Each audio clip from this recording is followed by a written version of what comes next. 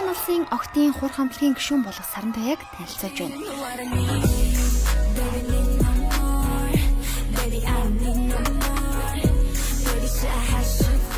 Сарантуяа нь 1999 оны 5 дугаар сарын 12-нд Улаанбаатарт төрж өссөн айлын том охин юм. 171 см 51 кг жинтэй, үхрийн ордтой.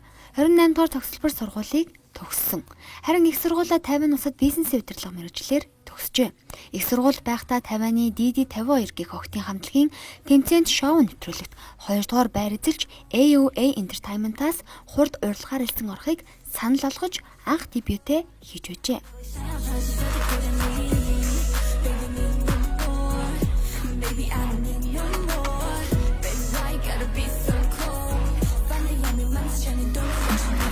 Дебютээ хийснээс хойш жил хагас болж байгаа хур хамтлаг нь охидын шинэ үеийн хамтлаг юм а. Энэ талаар Сарантуяа хэлэхдээ хүн бүрт өөр өөр ингэсэн дахин давтагдашгүй зан чанар болон ур чадварууд байдгаар онцлогоо. Иймээс манай хамтлаг нэг уран бүтээлээр дагнахаас илүүтэй олон чиглэл рүү хувирдаг гэж хэлж болно гэсэн юм а.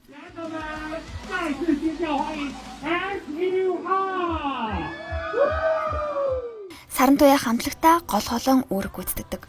Хур хамтлагийн гишүүд Сарантуягаас бусд нь 50 охид юм а. Хур хамтлагийн хувьд хийж буй уран бүтээл нь рэп, R&B, pop зэрэг олон төрлийг хослолдог.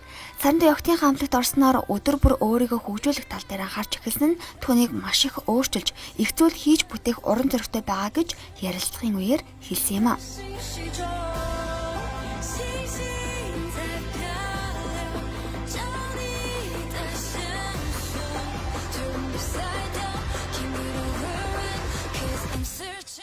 Тэрээр хамгийн сүүлд гэр бүлийнхэнтэйгээ 5 жилийн өмнө уулзсан. Одоогоор Монголд COVID-19-аас шалтгаалan ирэх боломжгүй байгаа ч аль болох очих цагийг хүлээж байна гэв.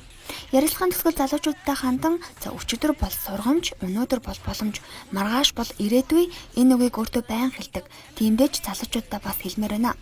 Харамсахгүй тул өнөөдөр яг одоо л хичээгээрэй гэж хэлсэн юм а.